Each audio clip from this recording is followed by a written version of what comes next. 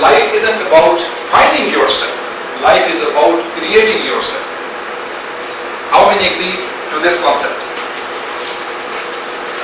Right. So how do we agree? How do we create ourselves? All of you know that whole person approach. Whole person means that the encompassing everything.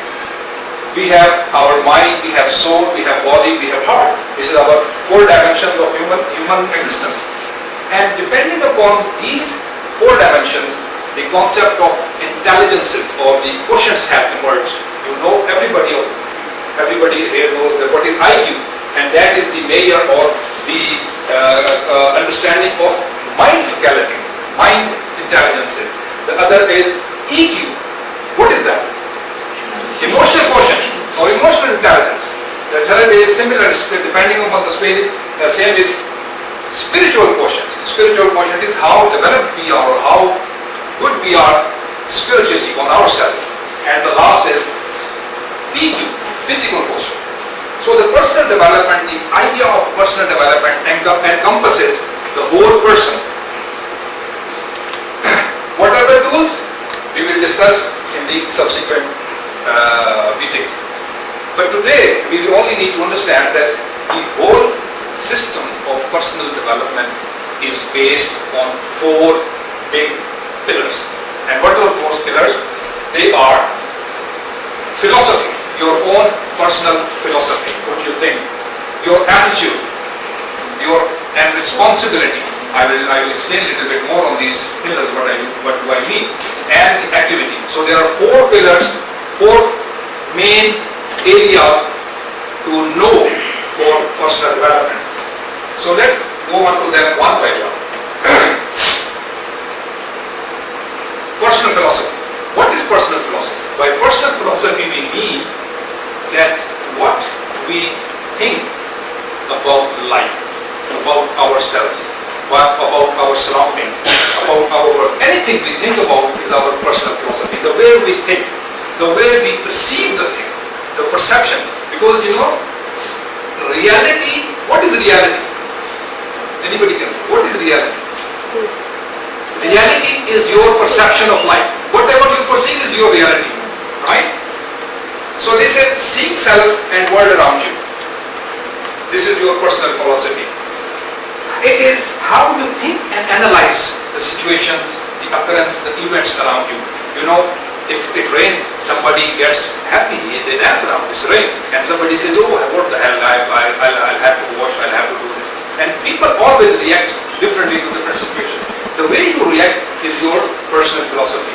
And that determines your personal philosophy, your thinking style, your thinking limits, the width, the width and depth of your thinking determines your dreams in life and your determinations in life.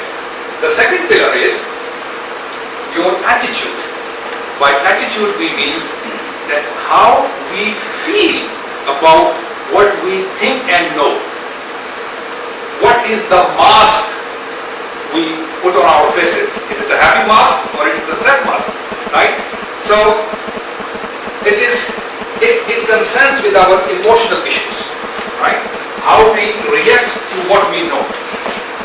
I can give you a simple example that people know, majority of people know that smoking is a bad habit. They know it. This is their philosophy. They know it. They're thinking. But how they feel about it, if they feel bad, they will not smoke.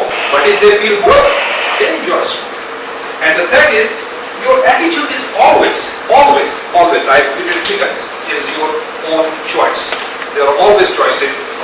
Reacting to any situation in life, reacting to anything, you have always choice to choose it on the better side or to choose it otherwise. So your attitude is not determined by the circumstances or by the external forces. It is your inside. You always choose and decide how you want to react and what attitude you want to adopt. Thirdly, your attitude is always influenced by your associations. If I'm associated, if I'm sitting and interacting with positive people, active people, people who want to do something, they want to make a difference, they want to make a change in life, that will affect my own attitude. And if I'm sitting with TV watchers and surfers and time wasters, probably I'm going to do the same. The third thing is, what is this? Responsibility. By responsibility, what I mean is that you have to decide that anything happens to you in your life, you are responsible. Right? The majority of the people, many of the people, somehow develop an idea that we are entitled to good life, to ease in life, and all the goods which can happen to us, but it has to be somebody who should do it for us. Maybe government, maybe our teacher, maybe our parents, maybe our children, anybody, somebody else should do it for us, not we. But this is on the converse, that you have to understand this thing, that you are responsible for your own self. What you do, what you learn, what you don't learn, you are responsible. The opposite of responsibility is blaming. That if something goes wrong, blame others. Right? We have to avoid that. And we should not put any excuses. If I have done something good, I should feel good about that. And be thankful. And if something goes wrong, I should accept my responsibility. Yes, probably this was my error in my judgment. So the thing has gone wrong. And this is the most hardest thing to develop, to blame our own selves for our misgivings. And if somebody can develop it, it is the strength of the character. It's the strength of character to feel responsible for yourself. The last and the most important pillar is activity. Excellent. Activity. Can anybody learn swimming by sitting on